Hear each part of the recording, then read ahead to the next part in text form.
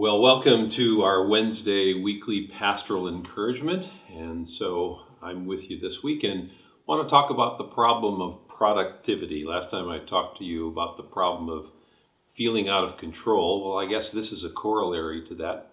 And I'm learning that maybe this week I'm the only person struggling with this.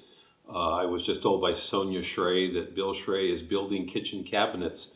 And I'm looking at my house and all the things that I've got to do and all the projects I brought home from work and all the goals I set for myself. And I'm really struggling to get things done. I'm really struggling to be productive. I'm really struggling to get at my to-do list and achieving my goals. I look at my upstairs bedroom where I brought my box of stuff from the office and it's all spread out. And each day I think I get a little more discouraged because I feel farther behind. And so one of the things you've got to recognize, or at least I've got to recognize, is there's this thing about performing, there's this thing about goal setting and to-do lists and productivity that really does have a dark side to it because we get too wrapped up in those kinds of things and it starts to become an issue of performing to prove myself to God, to prove myself to others, to prove myself even to myself, to create a sense that I'm worthy of praise, I'm worthy of esteem, I'm worthy of approval. It's this thing about feeling right about myself. And quite frankly, if we put it in biblical terms, all of the stuff that I do or all the stuff I propose to do and want to do end up becoming about my righteousness. If I get this done, it's my righteousness. If I get that done, it's my righteousness. This is what makes me feel right about myself.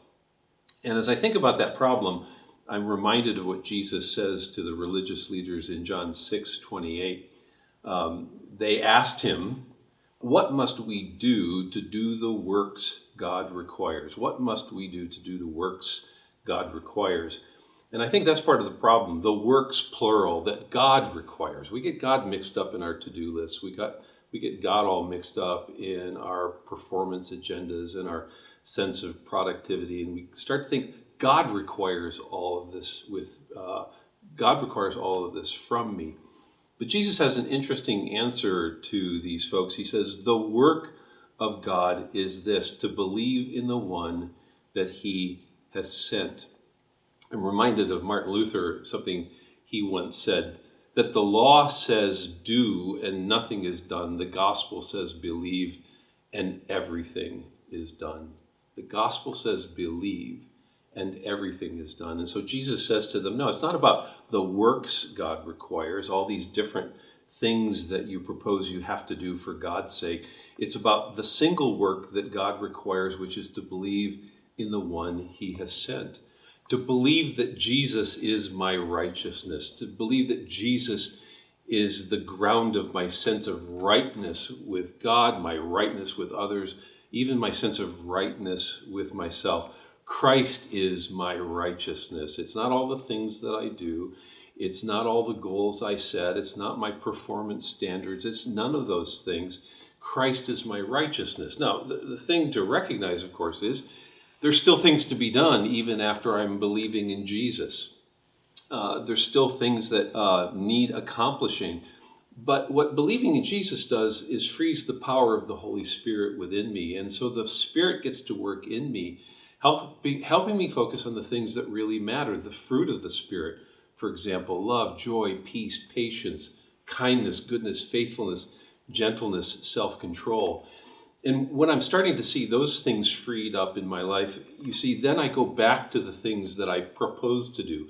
I go back to the to-do list. I go back to that box upstairs in my TV room, and I have now a new context, a new approach, and I don't have to hold onto them tightly because getting them done is about my rightness.